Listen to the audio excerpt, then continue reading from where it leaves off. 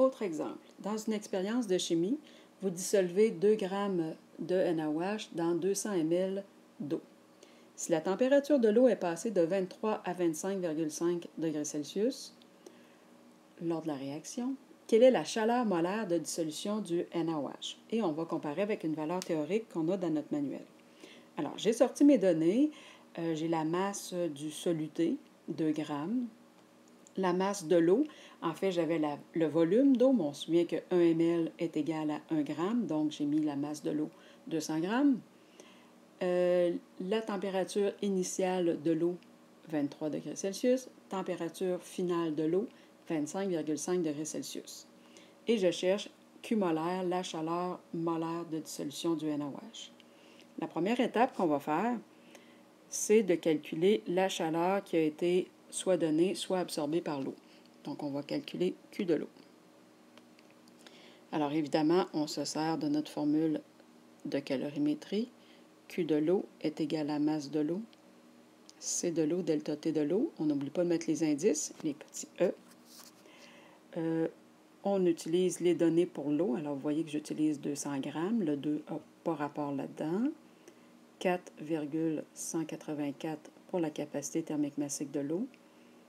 Et l'opération pour delta T, c'est-à-dire température finale, moins la température initiale, 25,5 moins 23. On fait le calcul, ce qui nous donne 2092 joules d'énergie absorbée par l'eau, étant donné que c'est positif.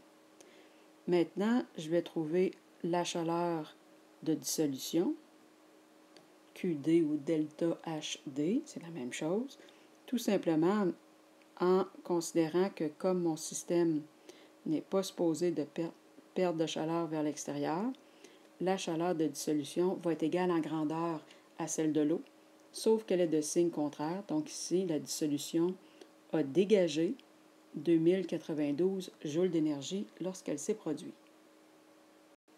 Maintenant, il nous reste à trouver pour 1 mol de NaOH, quelle est la chaleur molaire de dissolution. Donc, troisièmement, chaleur molaire de la dissolution. Pour ça, là, on va s'aider du 2 grammes qui était la quantité de soluté qu'on avait. On sait que lorsqu'on a dissous 2 grammes de NaOH, on a obtenu un dégagement d'énergie de 2092 joules. Si j'avais utilisé 1 mol, alors je calcule la masse molaire de NaOH. Ça me fait 39,9879 grammes. Ça, c'est 1 mol de NaOH. Je cherche combien de chaleur ça va dégager. Donc, Q molaire. Toujours une règle de 3. Donc, notre 39 grammes fois le moins 2092, le tout divisé par 2 grammes, et on va obtenir la chaleur molaire de dissolution, qui dans ce cas-ci est de moins 41 827,3434 joules. Bon, d'abord, si on regarde nos chiffres significatifs, 3 pour la masse, 4 pour le volume, 3 pour la température. Donc, on va en garder 4. On va mettre ça en kilojoules. On va avoir moins 41,83 kilojoules. Maintenant, on va aller voir dans notre manuel pour comparer.